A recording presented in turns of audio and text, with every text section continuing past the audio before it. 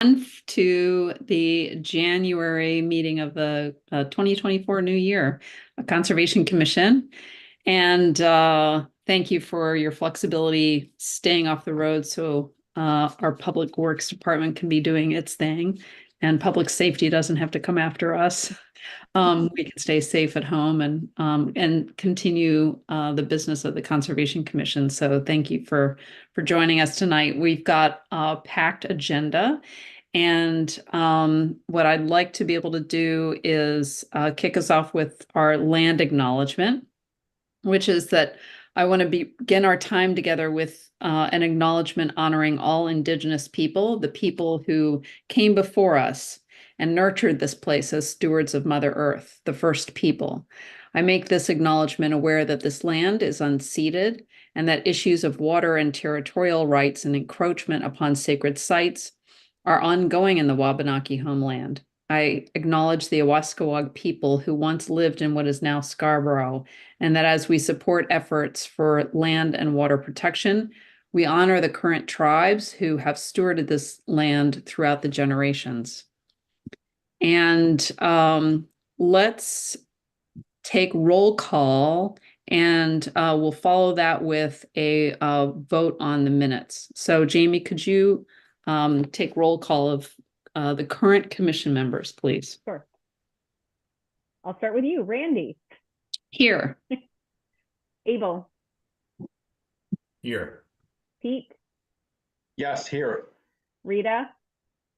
Here. Dick. You're muted, Dick.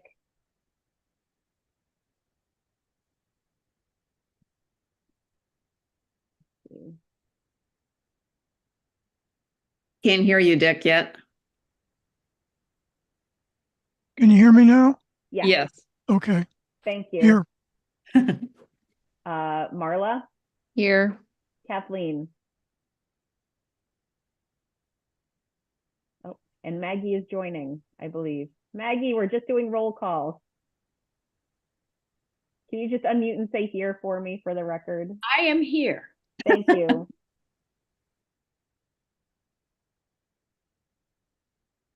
All right. Also joining us, we've got Karen. Autumn is joining us off camera because she's having technical difficulties. And I also just want to quickly introduce Emerson Goodrich, who should be appearing on your screen. She is a resiliency fellow with the AmeriCorps program who will be joining us through September and supporting the open space plan, vulnerability assessment, and other various sustainability related items. Fantastic.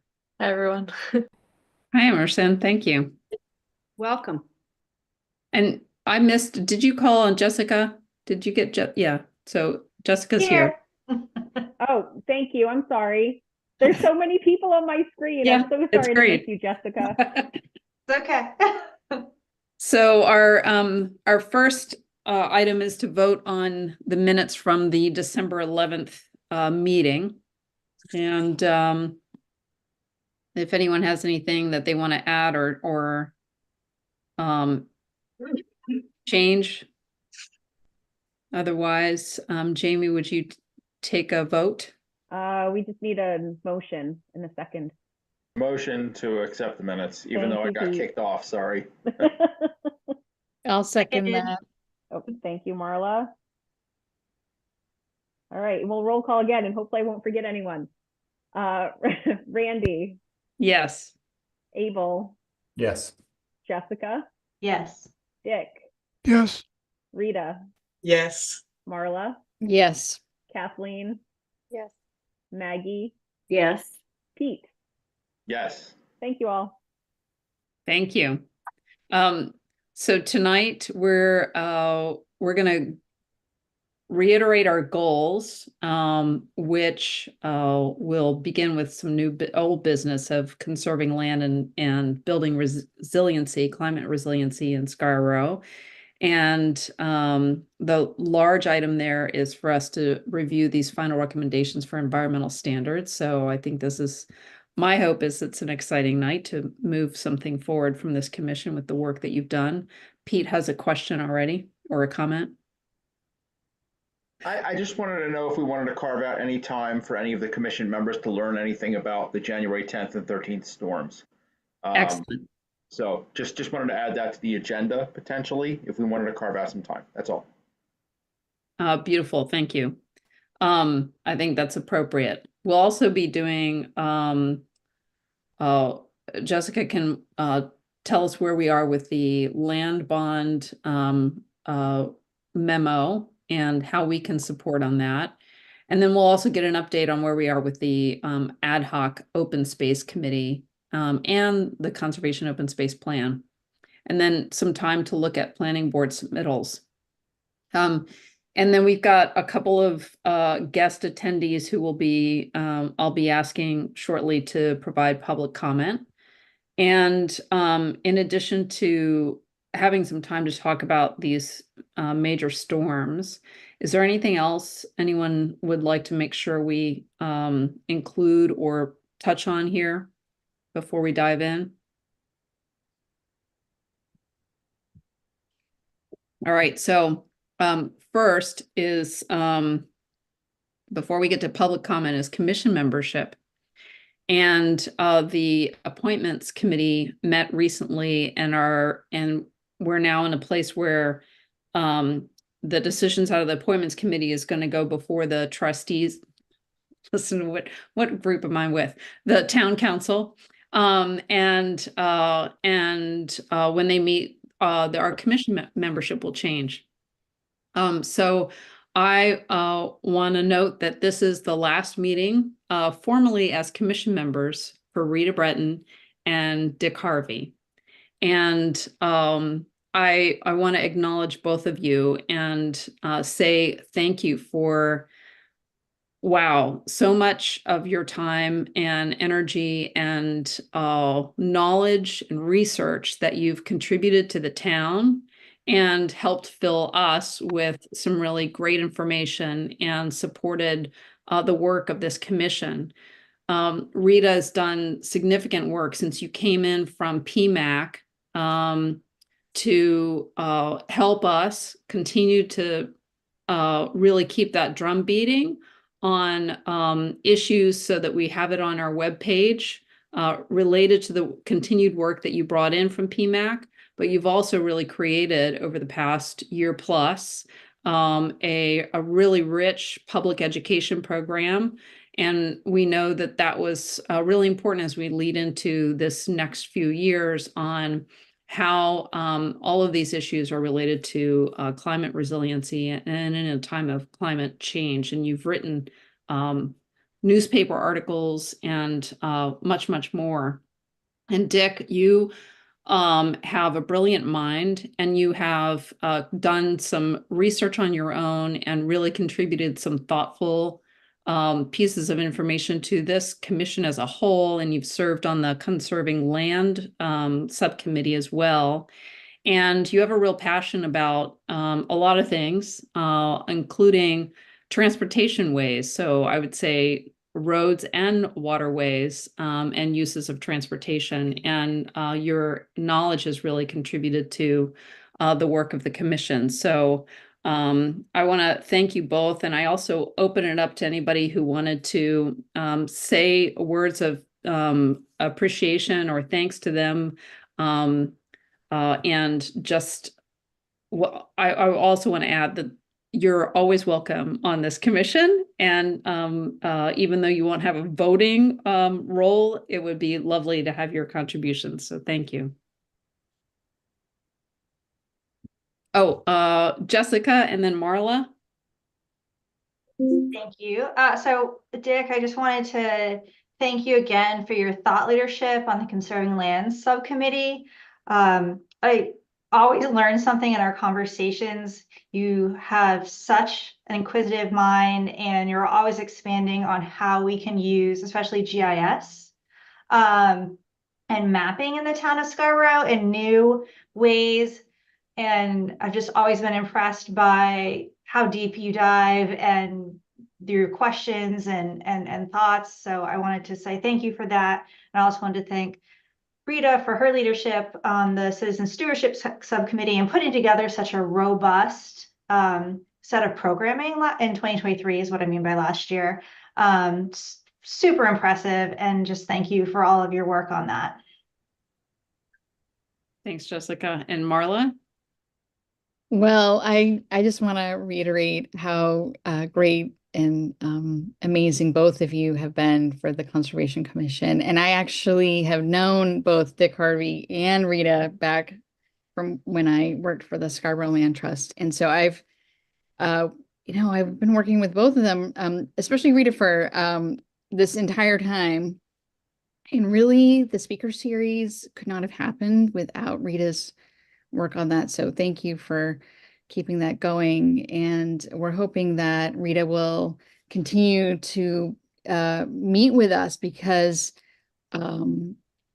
we still need help. And actually, Dick, you're welcome to join us on that too, because Dick has some ideas for some educational work that we could do as well. So, and I just want to thank you both. You've been amazing. And Dick Harvey, I think I said this in one of the previous meetings, he actually helped to get the Scarborough Conservation Commission started, and that was a really long time ago. So, Dick, we have you in part to thank for that.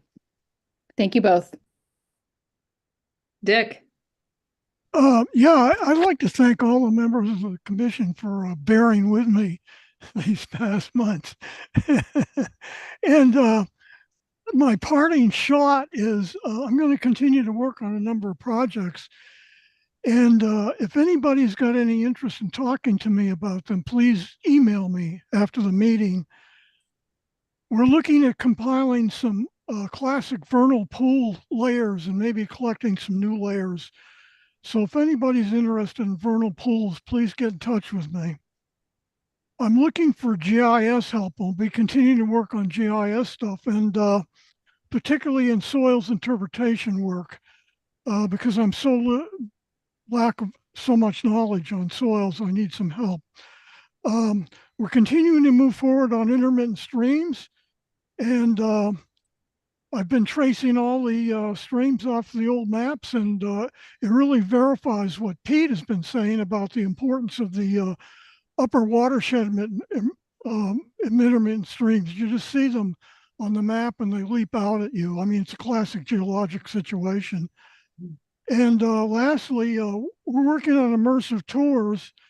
And if we got any intrepid canoeists or paddle boarders or kayakers, we're looking for some help with some video work on the river. And lastly, Jamie, thank you so much. Massive thanks, Dick. Well, thank you all. Very much appreciate all of your kind words. It really has been my pleasure to work with such a wonderfully dedicated group of people. I do hope to continue to contribute what time I can with Marla and the Education Subcommittee, and I'm particularly interested in helping you as we move forward with the land bond referendum that we hope will be on the ballot in 2024. So I will be watching your progress and supporting you wherever I can. Wonderful. Thank you both. And it also means that with a couple pending the town council approval, there'll be a couple new members coming on board. And so Kathleen and Abel are now full voting members, or will be full voting members at our next meeting if all of this comes to pass. And so rapid rocket up into voting. Well, some rapid. Abel and Kathleen doing your time supporting us there. So thank you very much. And we'll look to greet some new members next month and get them onboarded. And I know, Rita, with your continued volunteer leadership with Scarborough Land Trust, there will be lots of ways that we can interact. And so with that, I'd like to offer public comment, and we can start with Andrew. If you'd like to say a few words. if you had anything to share. Andrew, you can unmute. There you go. Can you hear me? Yeah. Yes. Yes. Well, first, I'd like to thank Dick and Rita too for their incredible service to the town and everything they've done over the years. You guys aren't off the hook.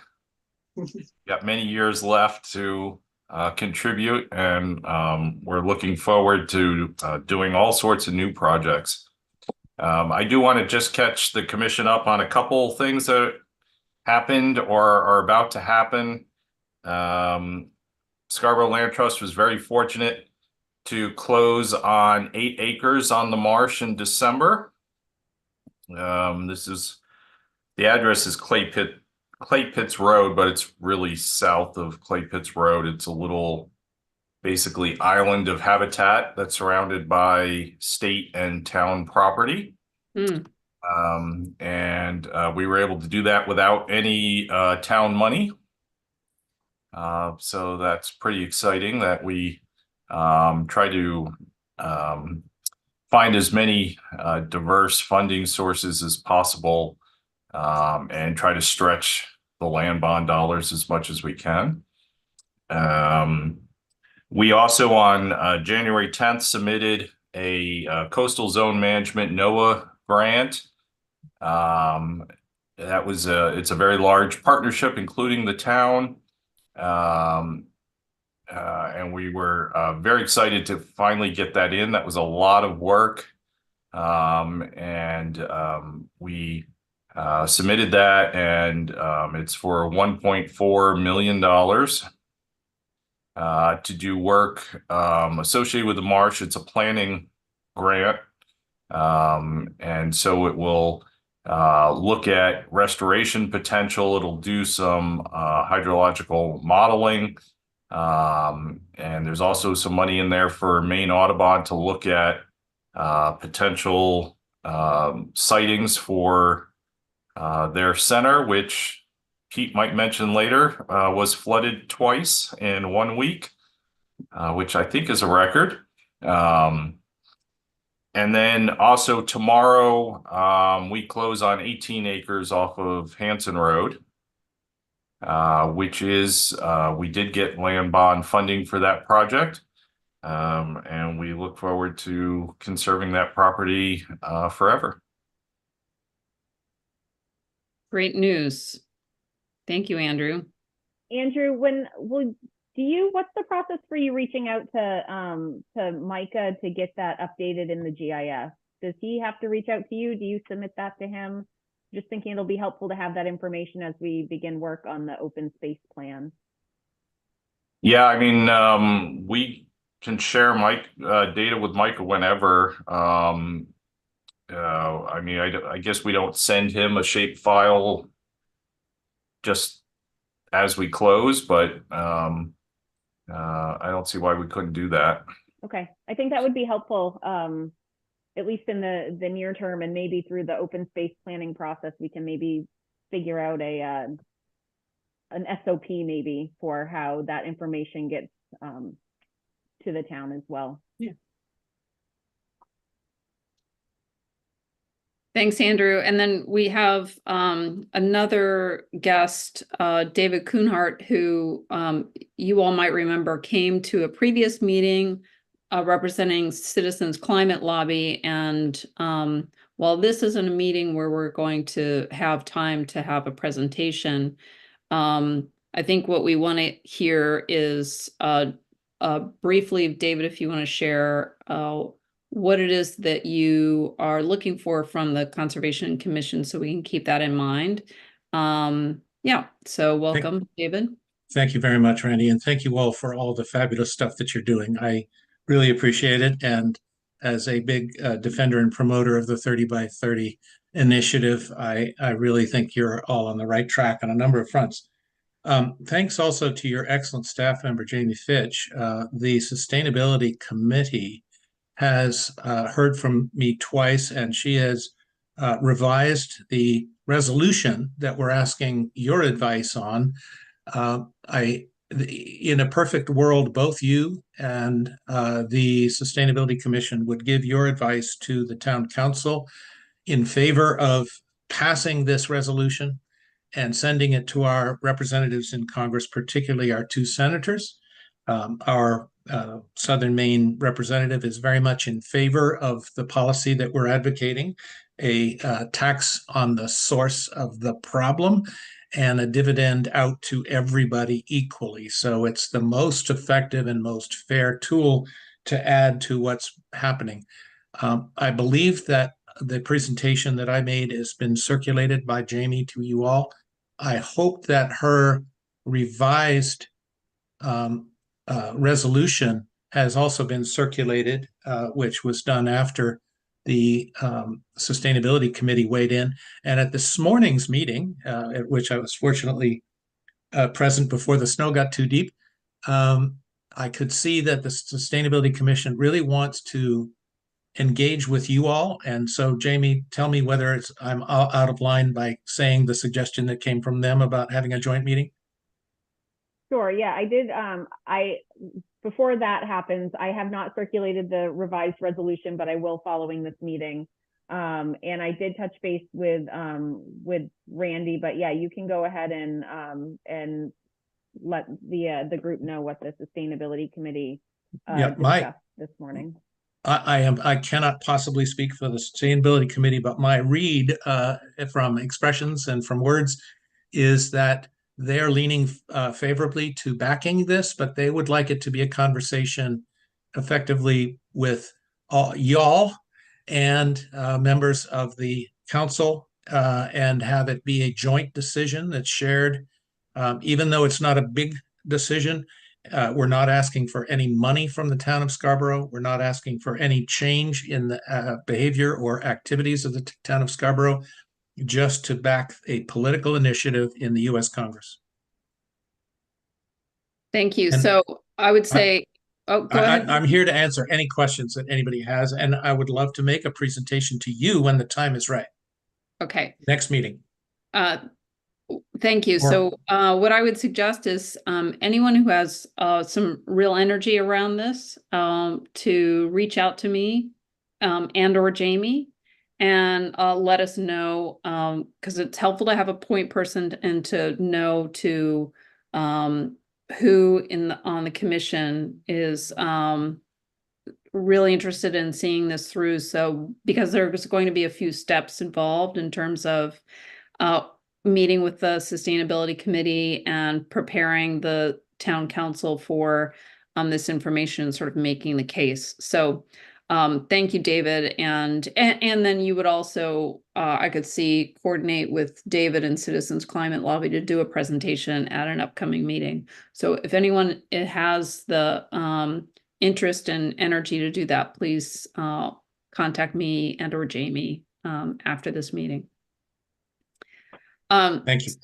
Yes, thank you very much. So continuing with our work together on old business, reviewing final recommendations for environmental standards, which I'd like to move into Pete's comments about the storms, because with these two storms, the impact to Maine, the coast, town of Scarborough on infrastructure, our roads, we not be able to have free passageway on roads that we normally use, lots of flooding, coastal damage, some permanent, some disconcertingly longer term, and the thought that these kinds of storms are going to be part of our future really calls us into more urgent action than we have felt before, perhaps. And I'm mindful that Maine's Climate Council was brought back to a meeting yesterday. I don't know what came out of that meeting, but everyone is highly attentive to this. The town itself had to deal with several emergencies in the last storm. And it's what we're working on. And I find it very much tied to these environmental standards that we're looking at and we hope to pass through. And it's pretty seriously connected to all the work that our major goals of protecting land 30 by 30 and building resiliency, climate resiliency in our town. So Pete, thanks for offering to do some education about these storms. And then if you could then lead into, Dick has a question, but before Dick, so Pete, if you could do some education, then lead us into where we are with this environmental standards. But Dick, first, you had a question or a comment? Yeah, very quick question. There was in the town newsletter, there was mention of some upcoming group that was going to be dealing with, particularly with Higgins Beach and Pine Point. It said, stay tuned to find out more. So yeah, I can just quickly let you know that that is related to the vulnerability assessment that the town council funded in this year's budget. And we are in the process of bringing a consultant on board to help us kind of work through that process of identifying and prioritizing and getting a better sense of where our vulnerabilities are and where we should begin kind of picking away at increasing and improving the town's resiliency to these storms. So it's going to be looking at roads, sewer lines, electrical infrastructure, drinking water infrastructure, and as well as our neighborhoods. So we'll have representatives on the committee from Pine Point, Higgins Beach, and Prouts Neck. I've asked Pete to kind of represent the Conservation Commission on that group since he has great knowledge base and expertise in that process. And so we will be hopefully getting underway with that starting later on in February or early March, depending on when we get the consultant on board. And there will be public meetings related to that, some community outreach to get public information and feedback. And the ultimate kind of end product for the community, I'm hoping will be an updatable story map that kind of shows our areas, what our vulnerabilities may look like in the future, and allow us to update it as we start addressing some of these areas moving forward. Thanks for the question, Dick and Jamie, for updating on where we are with that. Pete? Sure. So the storms of January 10th and January 13th were unique in the standpoint of the fact that they were southeaster storms, not northeaster storms. So the winds blew out of the south-southeast for extended periods of time, especially on the 10th. The tides were lower on the 10th, which was lucky because we had a very large storm surge on the 10th, which was, it actually it approached 4 feet, which is a lot for Maine.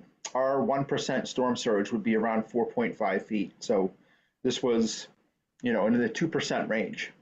And so it was a very large storm surge that married up with a relatively high tide, not super high. But what has been exacerbating things is the fact that we are in a sea level anomaly right now, where sea levels are running about 6 to 8 inches above normal. So think about it, you have a starting point of water level here, historically, our water level's here, and then we have storms coming in on top of that. We also had 20 to 25 foot seas. Actually, we had 31 foot seas recorded offshore. And a lot of wave attack for a long period of time with really, really strong southeast winds that exceeded 60 miles an hour. This led to extensive dune and beach erosion along all of Scarborough's sandy beaches and about 10 to 15 feet of dune erosion on average. We also saw extensive washover of the dunes, which is a natural process, but also some coastal flooding that occurred in areas of Higgins Beach.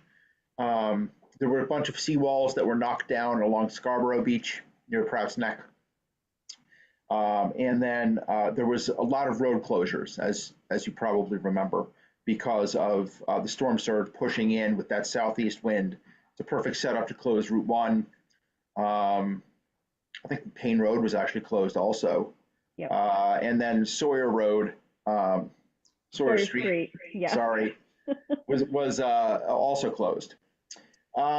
So that was the Point first. Road and And parts of Black Point. And Pine Point, of course, yep.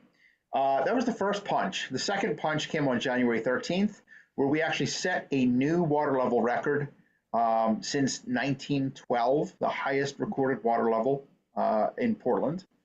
The waves weren't as big, and the duration of the event wasn't as much, but it hit on a 11.3 foot tide. So that's a big tide.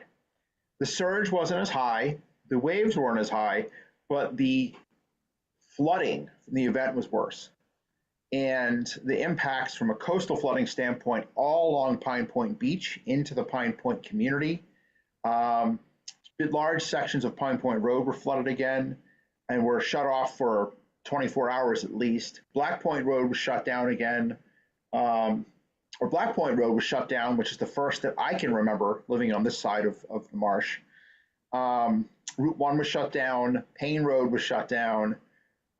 Sawyer Road was flooded for 24 hours, almost not 24 hours, about 12 to 13 hours, because even when the tide went out, there was so much precipitation that all the fresh water kept it flooded. Sorry, Sawyer Street, Jamie. And I only say that because we also have a Sawyer Road. So I know. But it was a precedent-setting event. It was the highest water level recorded in many locations in Maine, not only Portland, up in Rockland, and had led to extensive damage to not only houses, but also to a lot of collapsed seawalls, and then about another 15 feet of dune erosion. If you by any chance went to Scarborough Beach State Park, the ponds on either side of the road connected, and you could not walk the path. It was flooded by about 2 to 3 feet of water. Overwash at Scarborough Beach Park averaged about 100 to 150 feet, so that was penetration of the waves, and the path flooded about 300 feet back. The flooding in Pine Point was extensive, and this just really kind of hammered home to me not only the exposure of our built-up, developed coastline, but also the fact that all of the tidal connections that we have throughout the Scarborough Marsh area are susceptible to coastal flooding. And it behooves us to really focus on pursuing some of the concepts that we've been developing over time to try to really, number one, allow for buffering of the marsh. So the marsh itself has a buffer to absorb some of this stuff, but it also connected to a lot of these tributaries that flowed down into the marsh. The December event of last year and the January 10th event of this year had a lot of rain, and a lot of snow was on the ground when it came down. So there was a lot of inland flooding because of that. So it just shows that we're on the right track in terms of what we're thinking about, I think. And if anybody has any like scientific questions related to those events, I can answer them. But again, 4th highest water level. It was the 3rd highest water level on the 10th, and then on the 13th we got the highest water level recorded since 1912, which knocked the 10th down to the 4th highest water level. So it's a good time for a vulnerability assessment, and it's a good time to be thinking about how we manage the marsh. Thank you, Pete, for that. Any questions for Pete before we move into some of the recommendations? And the only thing I will add before the end of this is we as a community, we're not alone, but we're trying to figure out how we build back in some of these areas. And without just doing the immediate thing, which everybody thinks of, which is to throw down rock or to build everything back exactly as it was, because these events are going to become more common. And with sea level rise, the impact of these events will continue to get higher and higher. So we need to really be thinking about how we strategize as a community, redeveloping or refocusing and re-envisioning our coastline. Mm. Thank you. Maggie. So if, Pete, if you could, when you say manage the marsh, just a little bit about that. Sure. What is that? So What do you mean when you say that? sure. So I think Scarborough Marsh provides not only a lot of recreational and habitat opportunities, but it is a major buffer for storm surge. So all of the infrastructure we have in the way in the marsh, the rail line, Eastern Trail, Route 1, Payne Road, is at risk. But the marsh itself serves as a buffer for storm surge. So the larger expanse that we allow the marsh to move into over time without having a very highly developed areas around it is going to be very important for that for our marsh to, number one, be able to keep up with sea level rise, and then number two, to provide the buffering capacity that it does. And that's not only from coastal storm standpoint, but that's also from an increased precipitation standpoint. So these southeast storms, we don't have scientific evidence that points to increased frequency. We can't go there yet. We can say that the intensity of these southeast storms has increased. So the wind speed and the precipitation amount. So it's even more important for us to have a large expanse of marsh to, number one, buffer the storm surge, but number two, when we get all this precipitation, to have not only the marsh, but also its tributaries be able to take this 4 or 5 inches of rain that can fall on top of snow and then absorb it. And if we just have developed uplands all around the marsh, it will result in significant direct runoff straight into the marsh. So the natural way things function is the rain falls, it seeps into the uplands, it goes into the groundwater, then it goes into the marsh, with some of it going into the marsh directly. When we have everything around the marsh developed, except for the marsh itself, everything goes straight into the marsh right away. And it doesn't allow this natural filtering and buffering process, so water quality also degrades, which could impact shellfish flats, et cetera, So hopefully that answers your question. Yeah, that's helpful. So almost a buffer for the buffer. Exactly. And that's what we're thinking about when we're getting into what we're talking about next. Mhm. Pete, water quality degrades, and water flow into the marsh is not going to be good, but it's also going to be costly to private citizens and the town, right? So no doubt, who knows what it costs the town financially to deal with the recent storms. I don't know what that cost is. But with additional development in these zones that you're talking about, individual residents as well as the town will undoubtedly incur additional costs, yes?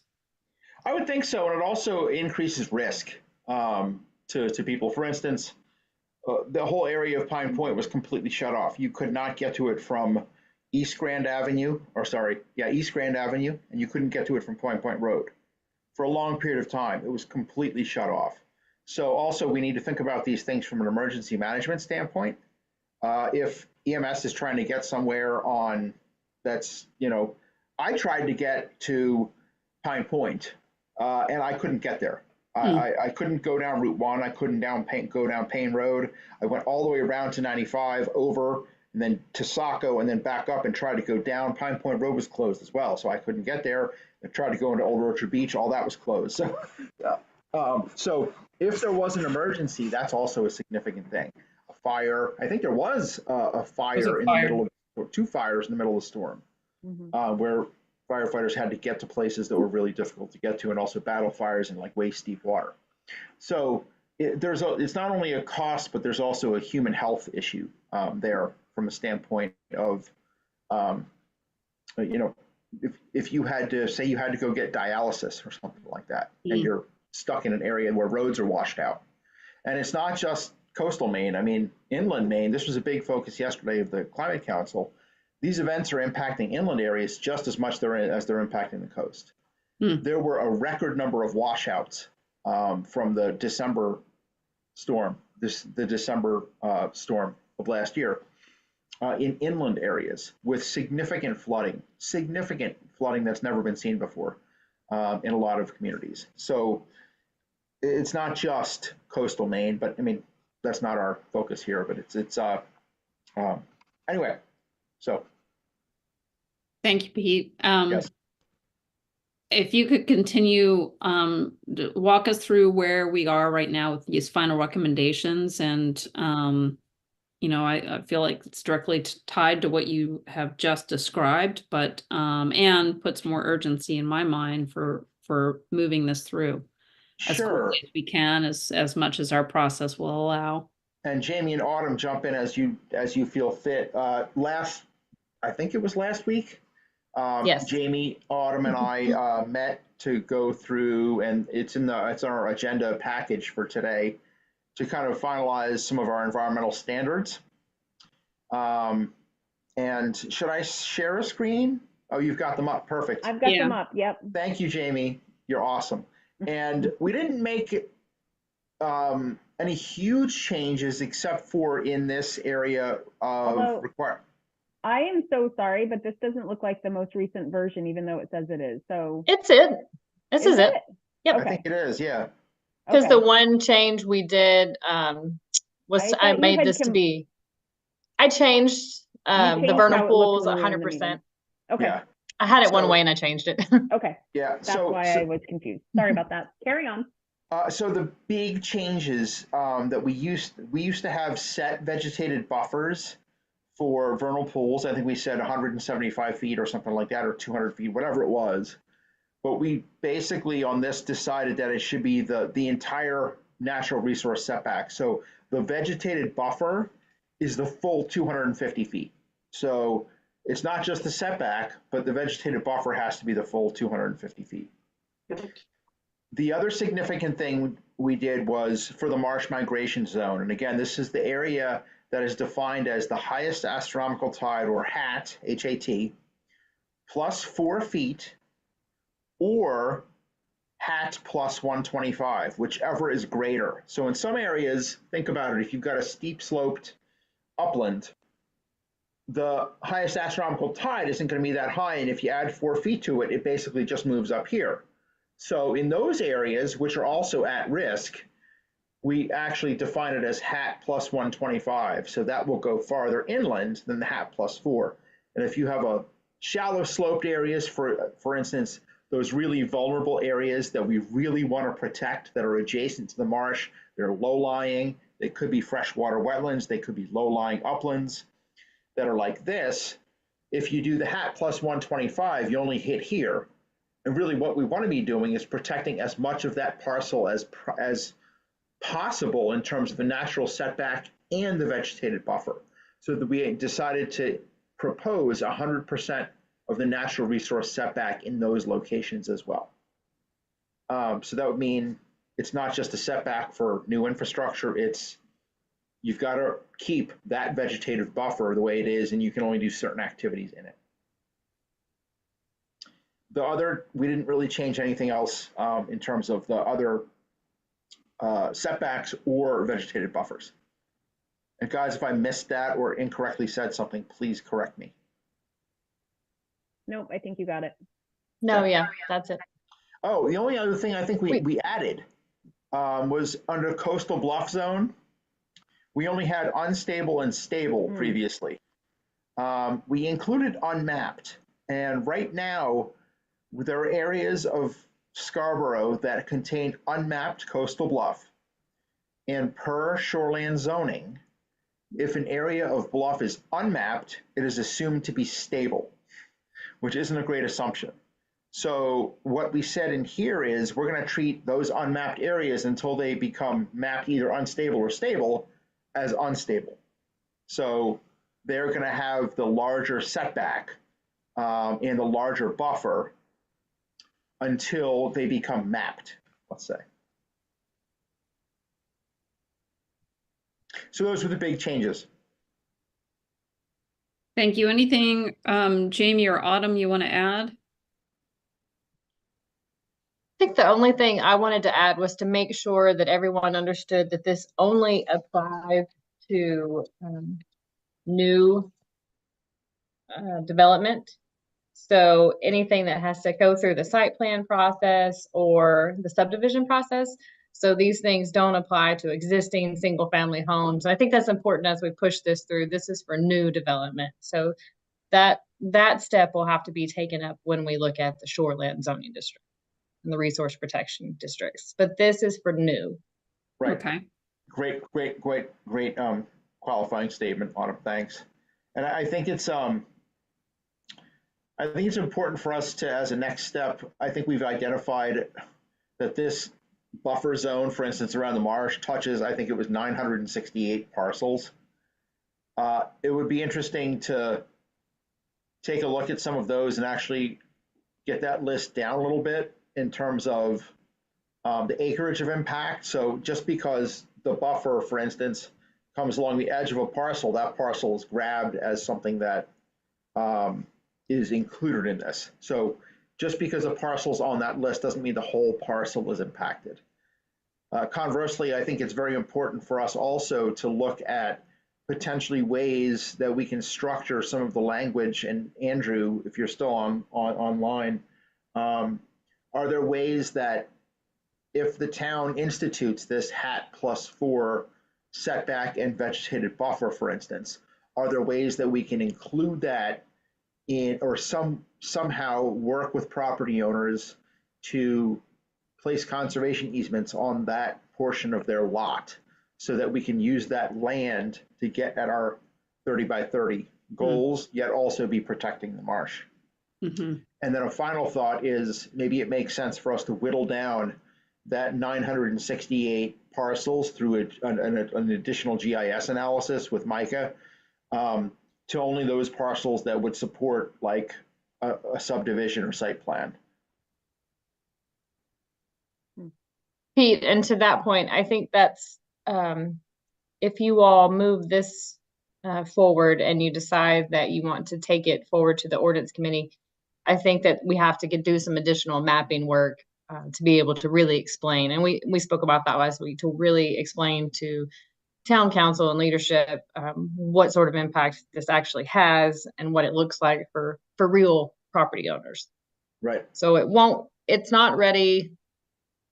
While the ordinance may be ready, the background information and presentation work still needs to occur before it moves on for leadership. I just wanted to put that out there.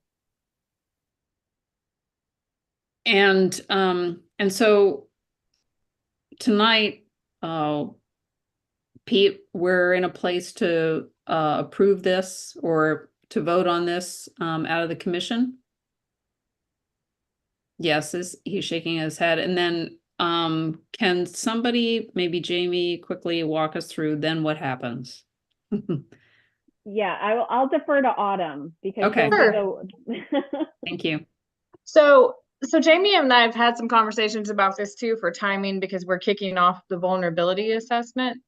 But I think for what we need to do with this is to get you all to, if you recommend approval of this ordinance, it would go to ordinance committee as the next step. And ordinance committee has 3 counselors. They meet once a month.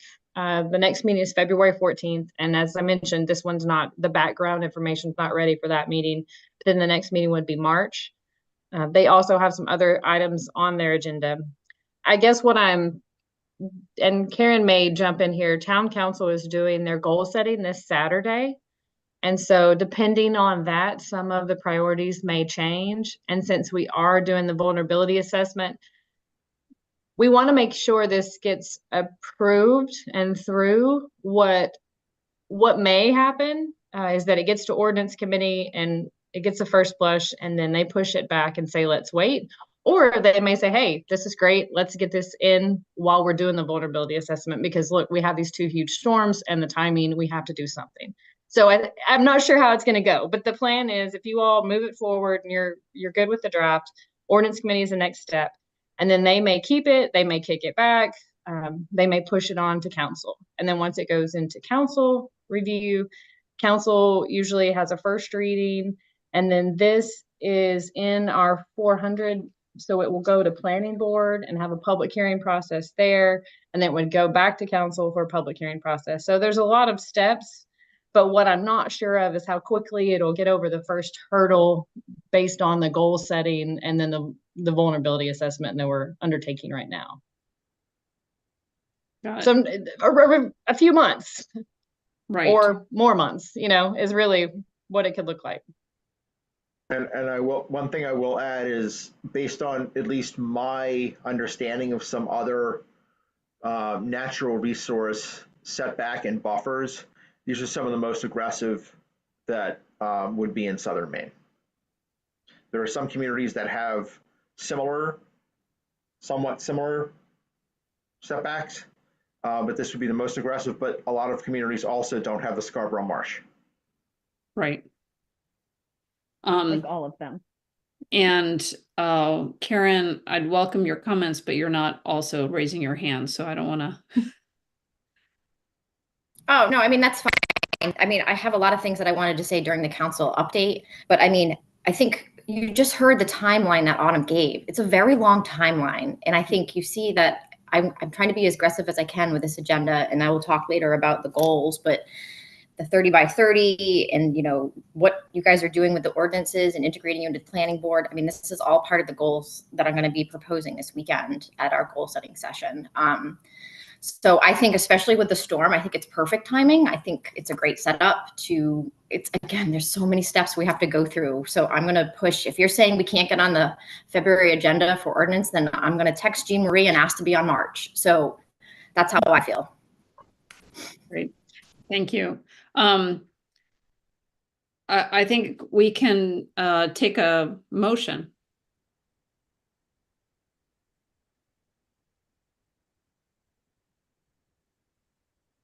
We got to move it out of this committee if we want to move it out of the committee. Somebody want to make a motion? Make a motion to approve. Thank you, Thank you, Kathleen.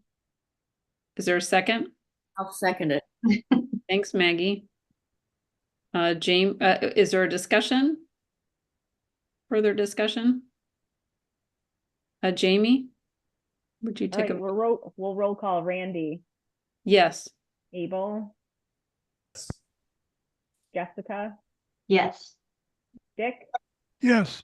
Rita, Yes. Marla, Yes. Kathleen, Yes. Maggie, Yes. Pete. Yes. Thank you. Fantastic. Great. Really great movement. Thank you, Pete, for leading on this, and for Autumn and your planning team and Jamie for all the work to get to this point. I'll just say, and we may touch on this a little bit later, but as I look at what planning applications are coming across and being brought to our attention, I'm noticing new plans for development on, near, adjacent to the marsh, and my hope is that we can move this through ordinance more quickly than sort of putting a pause on it or allowing that to go more slowly, because we don't want to have the damage that Pete has just mentioned prior to this discussion. So let's move to, I'll ask Jessica to tell us about where we are with the land bond.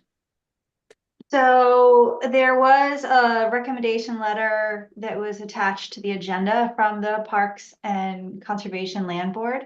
There was a slight revision to that letter that was submitted to Town Council on Friday. So the formal recommendation for a new land bond was formally submitted to Town Council on Friday.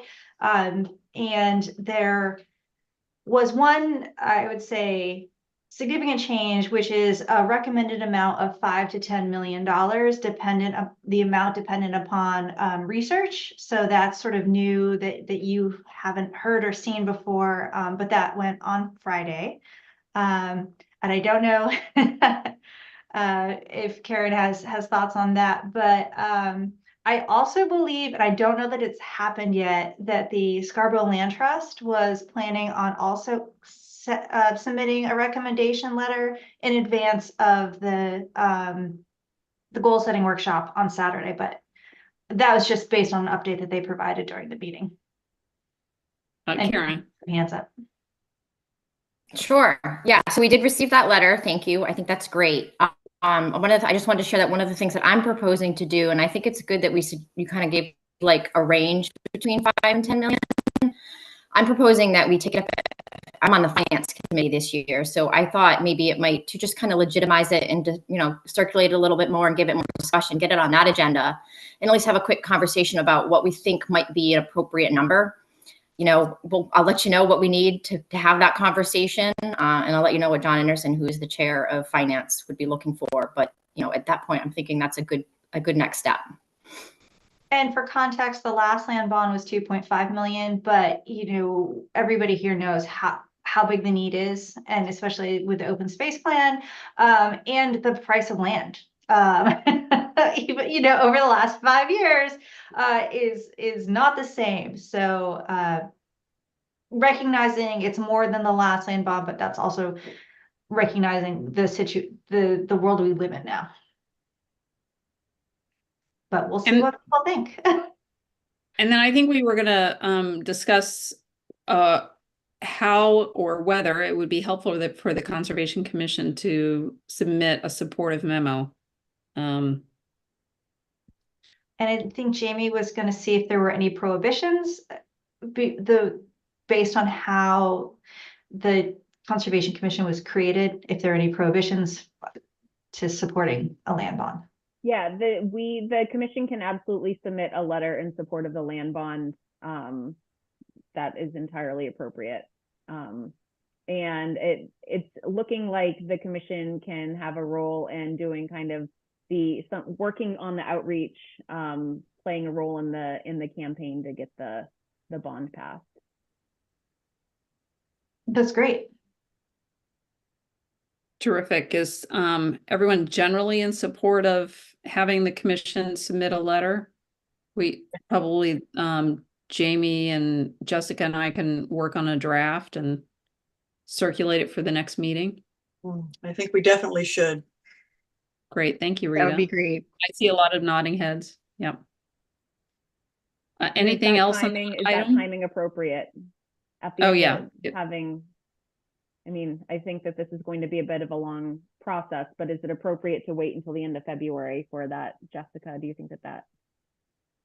And in some ways, I look at Councilor Shoup, like Karen, would it be helpful to have, I know it's super tight turnaround, but would it be helpful to have that support in advance of the goal setting workshop? Or it's not necessary for the goal setting workshop? There's a lot of pieces that you're moving along. I'm asking about timing. Yeah, I don't think it's necessary.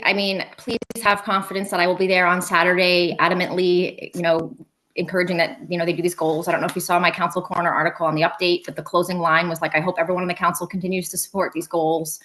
So I think at this point, I think we're good. All right, so submitting a memo to council in February or early March is appropriate. Perfect. And that we're in support of it anyway, so that's good.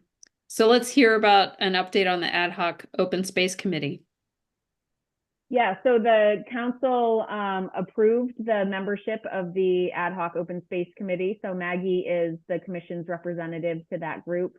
So we do not have a meeting scheduled as of yet. The proposals for the consultant for the conservation open space plan are due tomorrow. I know that we've had one qualifications package submitted so far, and I think we're expecting at least 2 additional.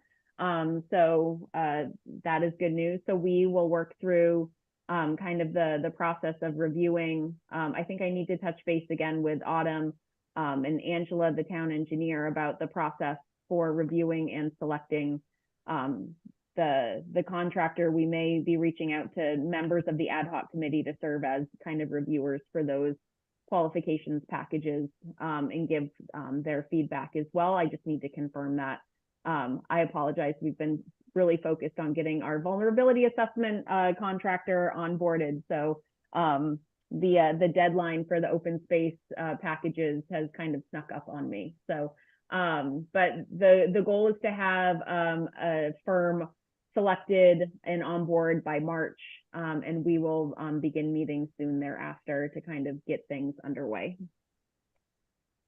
And Autumn, feel free to jump in if I've missed anything. Nope, I think you covered it. Okay. And thanks again, Maggie, for your service to that committee. We'll look forward to hearing reports when you get started. New business around planning board submittals.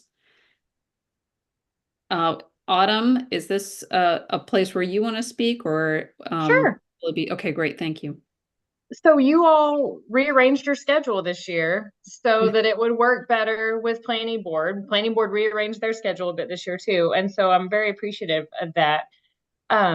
Jamie and I worked on several options, and this fourth Wednesday really was the one that works the best. I had some printed calendars for you guys, but I will try to share my screen and show you, see if I have it up. I may have closed it in my camera debacle. Let's see. But there, what we've put together is you all receive the email from Eric, our planner in our office, and he sends that out the day after we get submittals. And so the calendar, basically, you received that email yesterday. He tries to highlight the ones that you may have some interest in. And then the way the schedule works now, you have the meetings stay right today, but then I don't have planning board until February 20th. So I need comments by February 6th. And so what I'm thinking we may do, and that's just for this one, what I'm thinking we may do, Jamie and I were brainstorming a bit about this, is having some sort of generic comments written up, if you will, that share the concerns of the commission, and very quickly at your meetings we could go over those. I'm just trying to get an idea of how, I know there's a lot of material in the planning board submittals. I know there's a lot of technical information that is not needed, and there's a lot of background information, and even trying to open the files and figure out what you're really interested in looking at. So I want to get some feedback from you all to figure out what the best way is to help you, and how we can effectively have, a standing item on your Conservation Commission meetings to go over the submittals, and then we can talk about what your comments would be, and then get them into the planning board each month. That's my goal. I just want to make it as easy as possible for you all. And some months you may not have comments. There may not be anything that really is up to the concerns that you guys have. So I just want to get some feedback. So what would help you? When you get those emails from Eric and you click on it and you're thinking, what am I looking at? What can I do to make that easier for you? Thank you, Autumn, and thanks for the work to organize us this year so that we're working in sync and can be on top of it and offering to help make it easier for us. And I'll call on Pete in a second. But one thing that jumps to my mind is if you all could take the checklist that we developed that aligns conservation principles for development, and maybe if that's something that you all can do some early work on, because you would know the answers, right? Since you've reviewed all the materials and you know where you're looking, you would know whether it's a yes or no or needs more information. That would be really helpful, I think, for us to see, and then we could make some comments from that. Pete? Randy, you stole my thunder. Oh, sorry. No, that was exactly what I was going to say. The only other thing that I think would be useful is if we can get like a in the context of the things we're talking about with buffering around the marsh, et cetera, if there's a way to have like a spatial flag go off if one of these projects is within, let's say, HAT +4 or whatever, 1,000 feet of the marsh, I don't know, whatever we want to set up, that gets kind of flagged as something extra. Is the only thing, the other thing that I was thinking of there. But yeah, the checklist is something we should definitely apply. Okay. And Kathleen? I was also, I mean, in thinking about like what we could offer, you know, when I was looking at there's one that's near me, the Aroma Joe's Coffee, and it was thinking like we were talking about vernal pools and we were talking about all these things, but without the ordinance to back that up, what options do we have, right? So I could have concerns, but what are the Where are the repercussions? teeth, I guess? Yeah, yes. Yeah. That's a bit a better way of saying it. That's the Autumn and I were talking about that a little bit today. And while our ordinances may not support the commission's comments at this point, I'm hoping that we'll be able to start seeing trends over time, and it will help us identify where we need to propose changes in ordinances going forward. And I think you'll find that staff tries to do that as well. We have a development right now that is close to the marsh.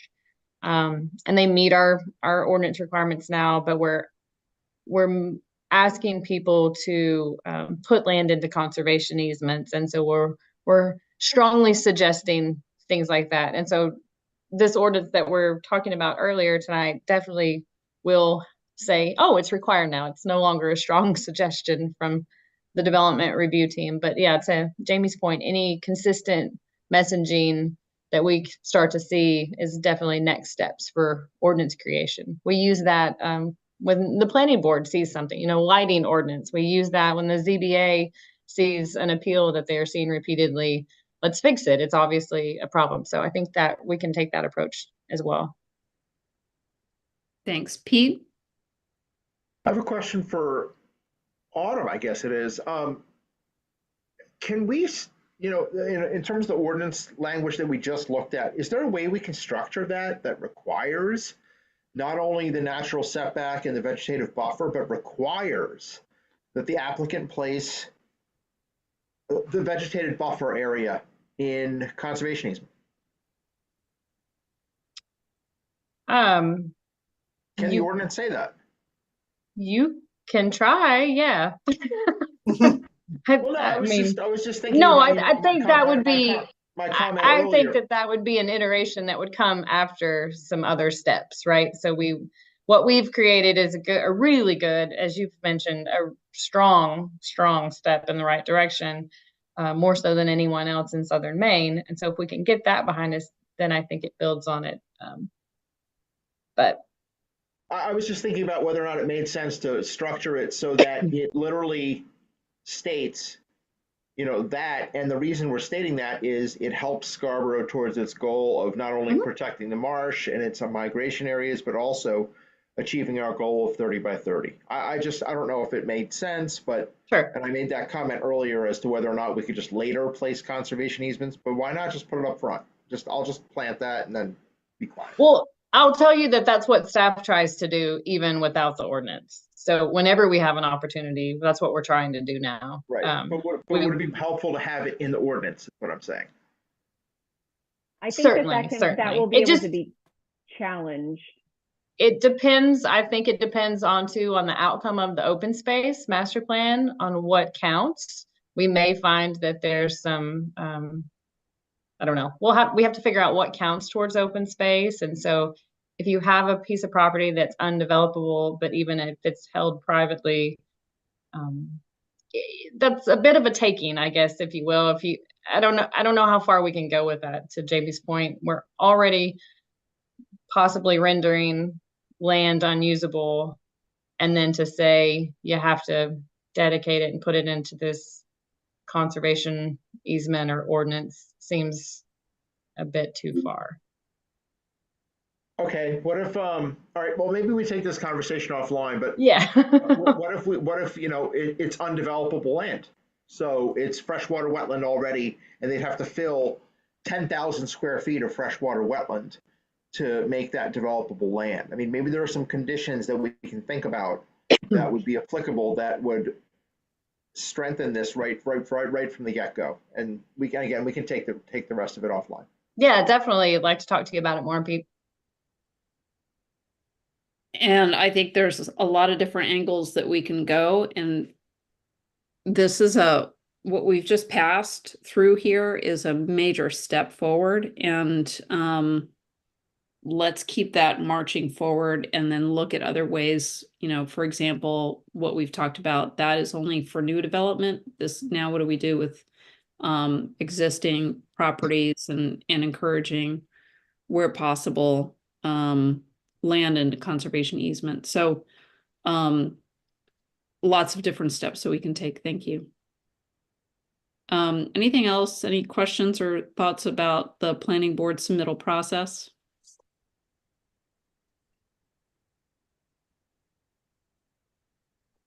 Okay, great. Do you all, I'm sorry, Randy, do you all have any questions about the submittals that we have now that you would like to talk about? So this one is not on, it doesn't seem like it's on the February 20th, but it did come before us with a January date. I don't know where it is, but it's 48 Pine Point Road. Yes, so go ahead. That one is the Marsh Bend subdivision. Can you all see my screen? And so this one, they have not resubmitted yet. They requested a table. We had some more information that was needed. And so this one has 13 lots. This is the existing house that is at 48 Pine Point Road. But they have RP zone in the back. And then, which gives a 250 setback from the saltwater wetlands back here.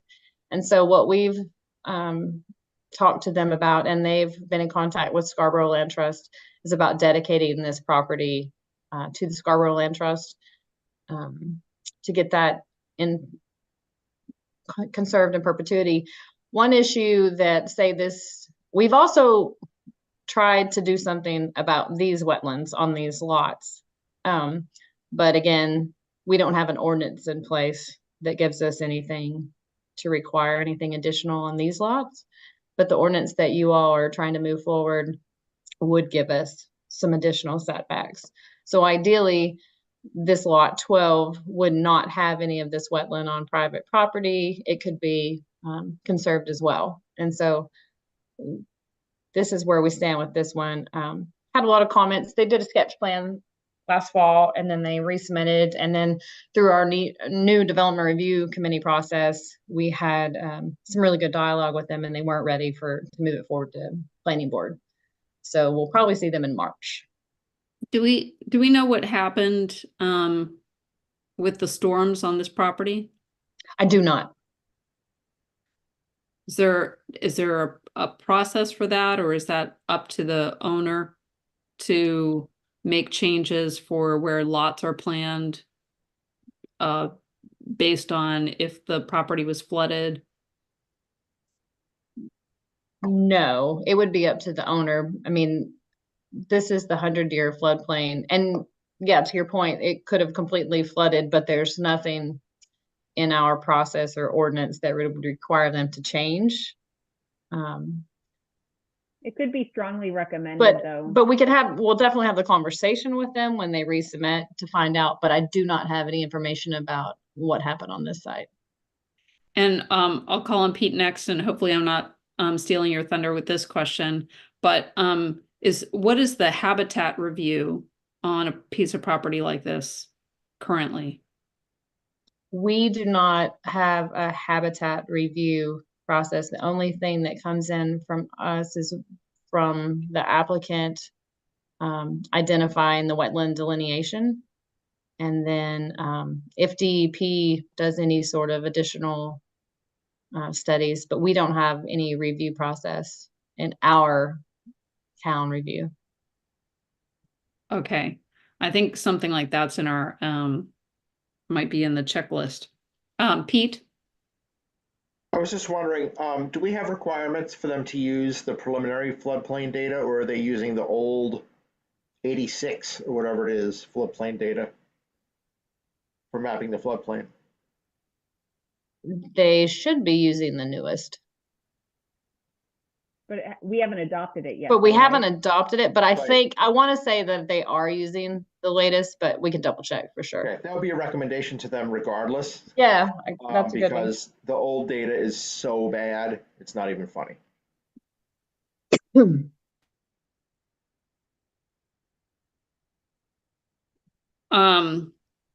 So commissioners, if you've seen it, looking at satellite maps, this property is, let's call it interesting. So I would encourage commissioners to take a look at this on a satellite overview map. Oh, Pete, you still have your hand up, or are you finished? Oh, he's done.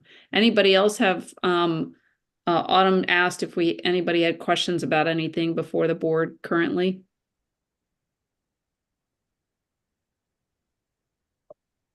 General, I was gonna ask, would it be possible for me to get added to that email list if I should yeah. be? That'd be Oh, great. yes, Abel, I apologize. Eric probably doesn't have yours, or Kathleen, are you on it? You are, okay. Yes, Abel, we'll get you added. No problem. I just want to mention it. Thank you very much. Thank you. Great. So we're ready to go to updates unless there's any further discussion on this piece. Should be an exciting action-packed year with this overlapping. Kathleen. Actually, I just have a question about process. So I mean, I haven't had time to like dig into all of those yet, and I'm wondering like what the process is when we are like reviewing something ourselves and then have questions or concerns. What is the best process to share that information with whoever? Like what, yeah, just to clarify what do we do next if we look at things and Okay, go ahead, Autumn. So we would get an email from Eric prior to our meeting. Potentially, hopefully, planning staff will review the applications against the checklist that we have. Perhaps we can see the checklist before this commission meeting as planning staff has reviewed it. And then we would have time carved out in this meeting to kind of discuss it. But I think worthwhile having minor email traffic back and forth discussing with questions, and certainly Jamie and Autumn would be available for questions from any of us, I believe, if I'm okay in offering that. Autumn, does that sound like a process that you had in mind?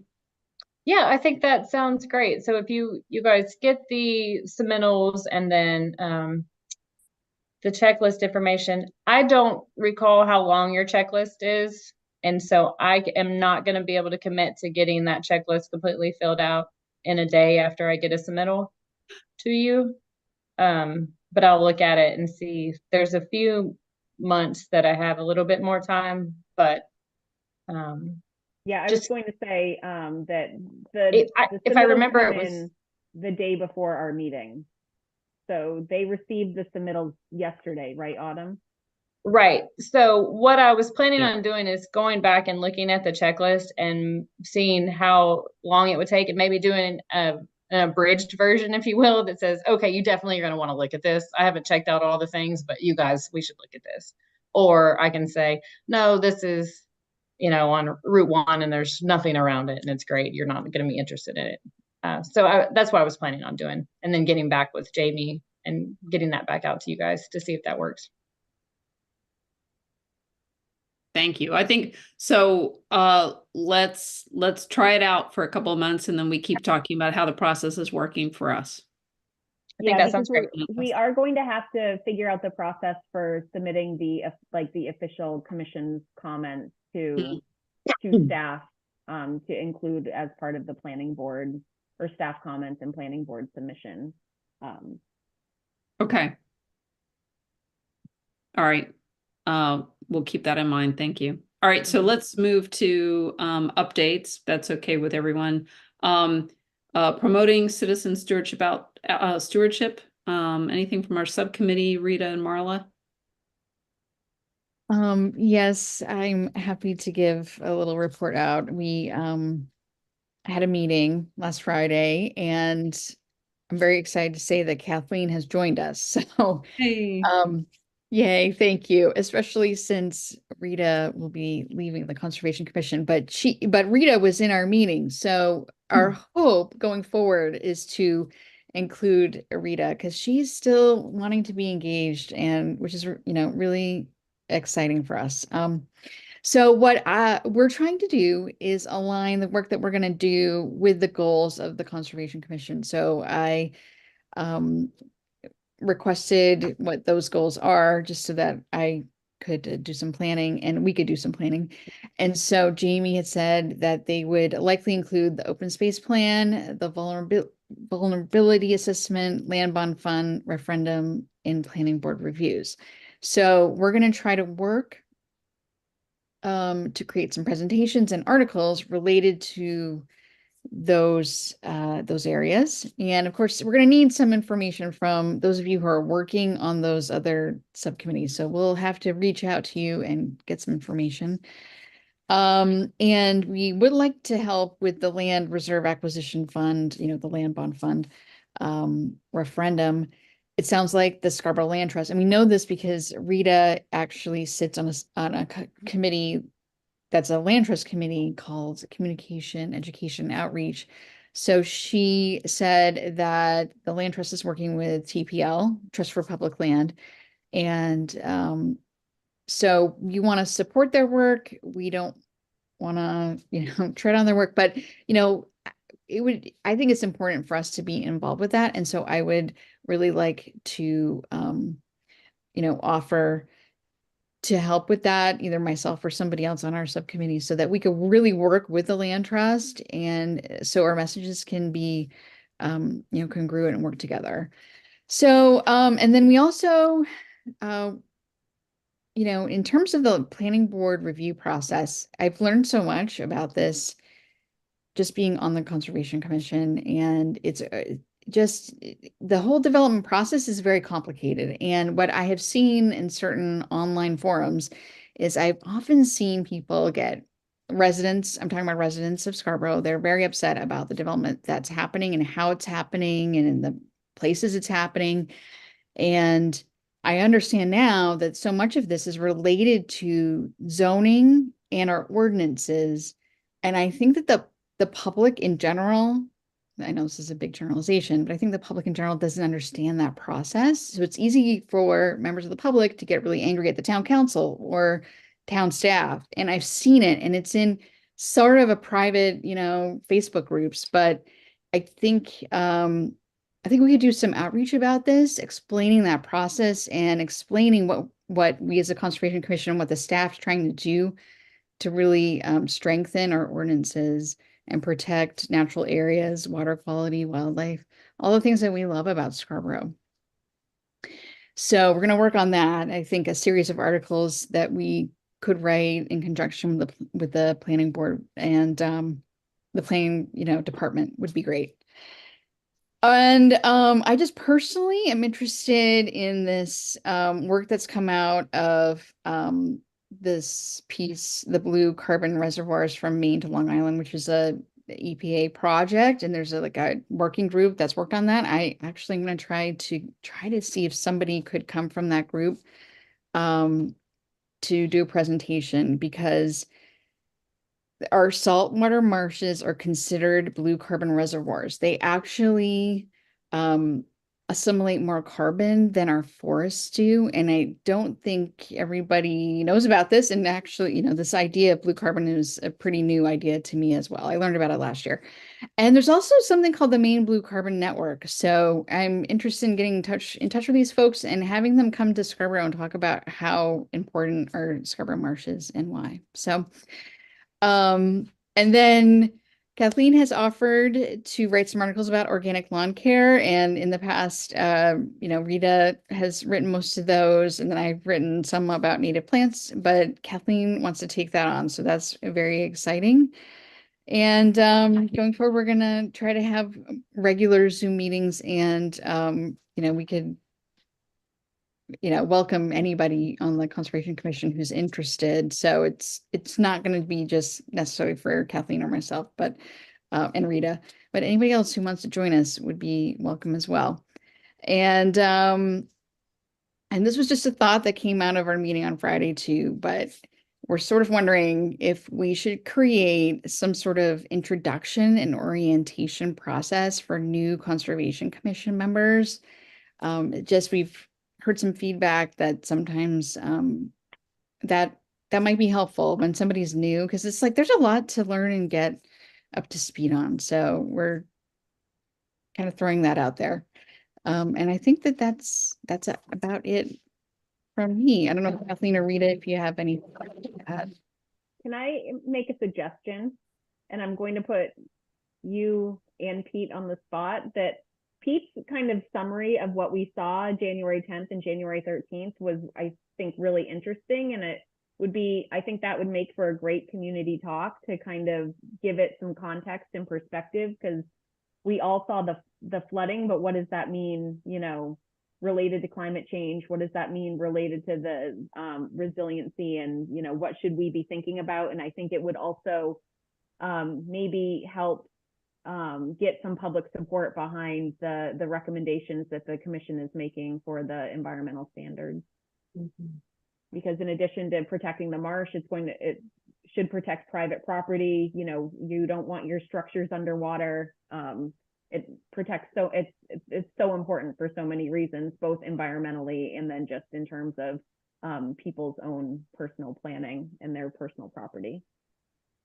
Yeah, actually, I was thinking the same thing because I thought to myself, I'm going to have to actually rewatch that part of this meeting when Pete was talking, because there were so many facts and figures that came out that I was taking notes rapidly, and it really would make, I think, a great article and or a presentation.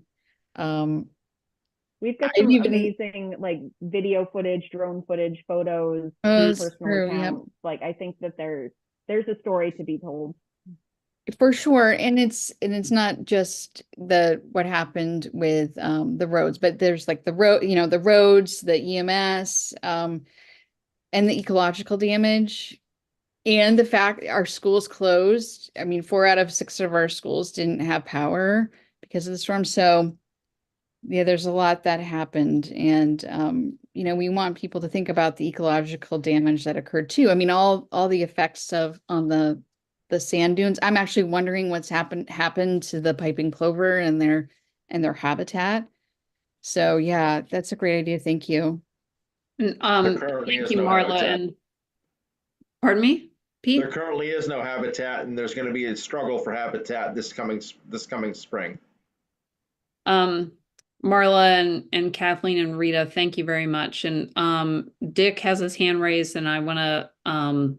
We're coming up on 7:30, and we still have some more important reports to get through. So, Dick, and then we'll move to Karen. Okay, I'll be very quick. I'm looking at Jessica and asking if there couldn't be an economic overlay on all this flooding problem, especially since there's a lot of talk about homeowners being required to report flood hazards when they sell their homes. And there's a whole lot of economic aspects. And I just wonder if we could encourage Jessica and Pete to talk to each other about socioeconomic aspects of flood hazards. Well, I don't want to belabor the point, but I think you bring up a really excellent point, and I'm hoping we can also think about a public education campaign around the land bond and how this is an investment against future damage, and make that economic case. But yeah, thank you, Dick. Absolutely. Thanks. Karen, so goal setting workshop this weekend. Right, sure. So I feel like the goals that I'm walking into on Saturday are probably pretty similar to the ones that I told that we were going to do last year. And that is obviously, I want to continue the 30 by 30. I don't think I need to tell you more about that. I think you understand the progress we've made to date and how much more we have to go. And I'm really excited about, I think, where we are today. One of the other ones is to integrate the Conservation Commission into the planning process, which, as we discovered tonight, is a lot of work and it's not an easy process. And I want to thank Jamie and Autumn for like really buckling down and, you know, taking this goal seriously, and all of you for willing to come on board. And I think, you know, the onboarding for new members is amazing. You know, planning board members get training through the state. And so I think, you know, that you guys are commissioned through the state. I definitely think there's some sort of formal training, onboarding stuff that now that we want to get you more involved with the planning process, that'll be important. And I think that goal I just wanted to touch on briefly was part of integrating the Conservation Commission into the planning process is part of the reason we changed the membership. So I just wanted to take a minute and, you know, thank Dick and Rita for all of their hard work. I know their dedication to this cause. I'm hoping they'll stay just as involved as they are now. One of the new members that we are proposing to bring on is a current planning board member. And just for a little context right now, there are planning board members that are on the Conservation Commission, on the Sustainability Committee, the Transportation Commission Committee, and then they have liaisons to long range planning. So I'm also like, why don't we have that connection right now? So I think we're making progress. And you just heard what I'm going to be saying on Saturday to my counselors, saying, please continue to support these goals. If you guys have any further thoughts or ideas, I'm obviously always happy to talk about this subject with you. That's all I got. Thank you. Yeah, and big work this year with Thanks. the vulnerability assessment and open space committee, which we'll still be involved with. So thank you very much, Karen. Any questions or comments for Karen, other than our support and thanks to what you're doing to keep this top of mind and high priority for the whole council?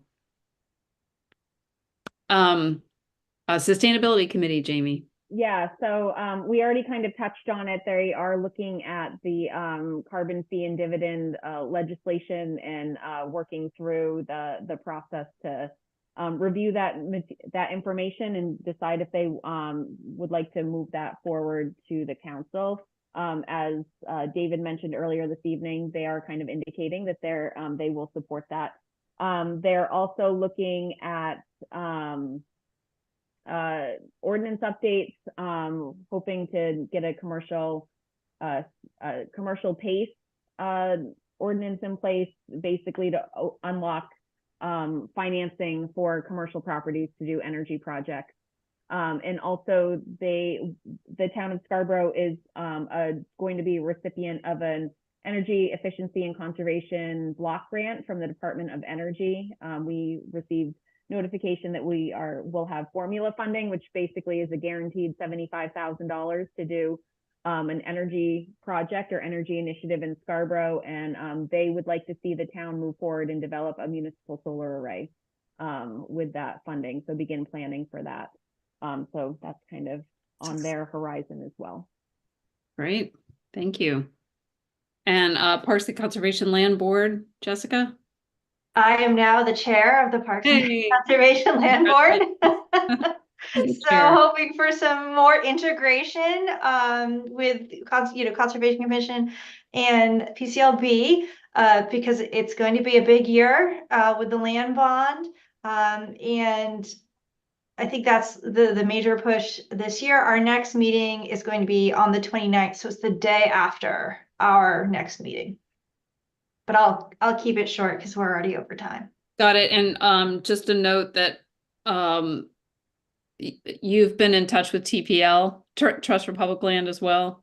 I've been in touch with Trust for Public Land. We are trying to get them to provide campaign support and funding, matching funding for that, things like polling and their staff time. Have not heard back yet, which I'm not taking that as bad news. I think no news is good news in this situation. They share the grant. They share a Dara Stewart Charitable Foundation grant with the Nature Conservancy, and they meet monthly. So with the holidays, I think it's just sort of like one community on the list. But hopefully have good news soon. Great. Oh, can I make one more announcement, Randy? Yeah. Related to flooding and resiliency, there will be a joint workshop with the Scarborough and Cape Elizabeth Town Councils on February 7th to talk about Sawyer Street and next great. steps for Sawyer Street. So Pete mentioned that that road flooded twice, as many of our other coastal roads did. And so we will be discussing kind of next steps for that road on February 7th. I almost said 2nd, February 7th. Okay. Anything else? So next meeting, February 28th. We'll be greeting new members and looking forward to Marla's group to help figure out how to onboard new members really well, because it is missing and it's a great opportunity. Jessica. I totally forgot to mention that there is a vacancy on PCLB. So if you have any interest or know anyone who would be interested in Parks and Conservation Land Board, there is a vacancy. One vacancy, and I don't know the exact timing, but please submit applications. Thank you, Madam Chair. Great to see everyone. And great to celebrate Rita and Dick with our thanks, and look forward to seeing you all next month. Thanks, Jamie. Nice to see you. Thank you all.